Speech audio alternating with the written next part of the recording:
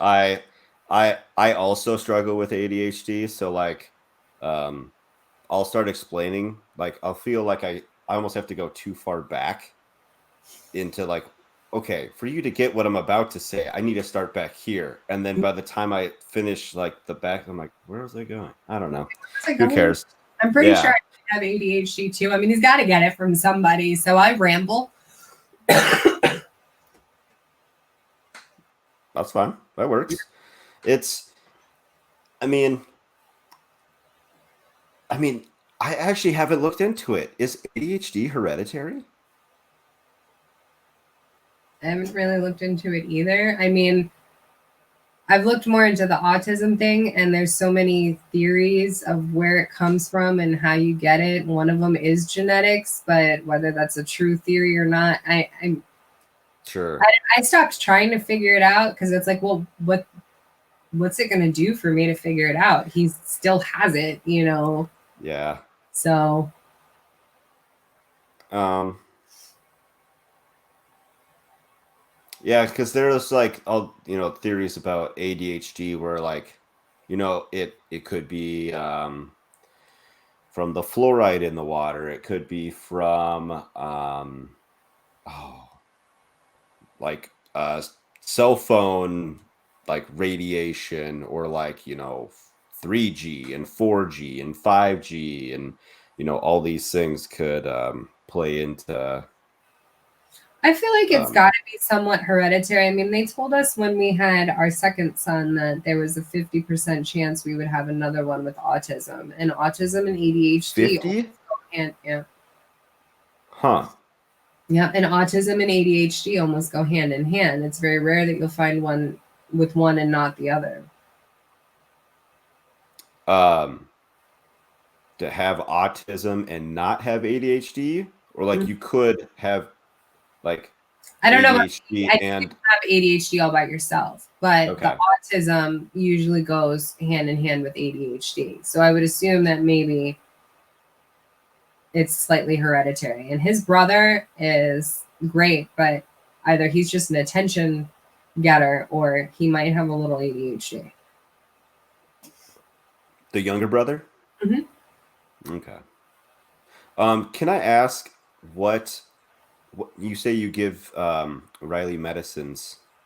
What Yes. what kind of medicine? So I fought the idea of medicine for a really, really long time. And his one doctor who we love because he has a child with autism as well, a couple years older than my son. He very calmly sat down and explained to me. He goes, "Listen, we fought this idea too for a really long time, but you're hurting him by not giving him medicine." I said, "What are you talking about? I'm not turning my kid into a freaking zombie, and I'm not putting him on like Adderall or like stimulants and stuff like that." He goes, "Listen to me." He goes, "He cannot focus in school, and he can't sit long enough to learn anything." He says, "So the goal is to help him academically, and the only way to help him academically is to give him the proper dose." He goes, "So the right doctor giving the doses, because he's not the one giving the doses. He's explained this to me and then sent us to a developmental pediatrician." Um, so he says the right doctor will give a dose and continuously check in on it. How is it working? Is it working at all? Is it working too well? Is he a zombie? And make adjustments to the medication, because the goal is not to turn the child into a zombie, but it's to help increase their level of focus. They still may have behaviors.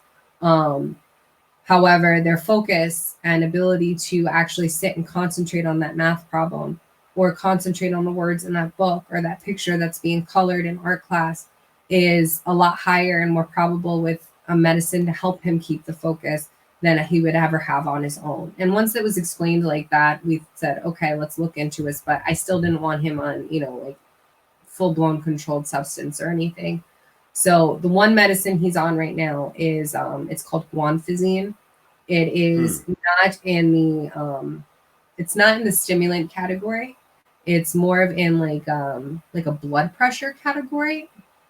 She started him with a very low dose. It's something that he'll have to be weaned off of because it will it does affect blood pressure a little bit, so he'll have to be weaned off of it if we were to take him off of it. But it has been proven to show a little bit of promise in ability to focus. And since we started him on it almost a year ago, it's definitely proving to help his focus. We also took away electronics of all. He's no more screen time.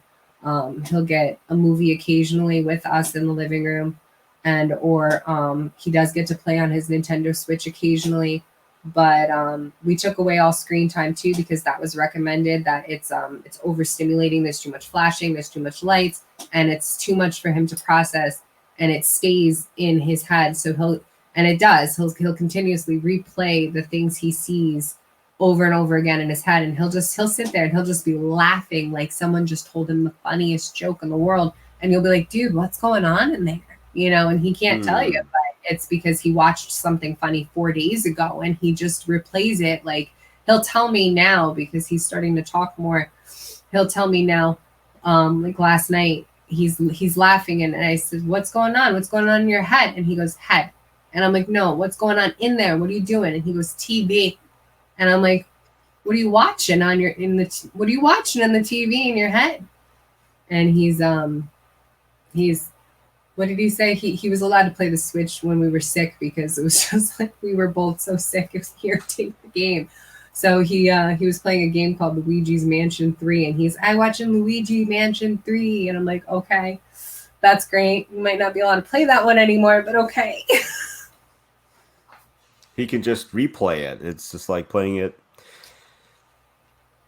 over. It's like That's like interesting. Spencer Reed from Criminal Minds, that eidetic memory. He sees it and it's there.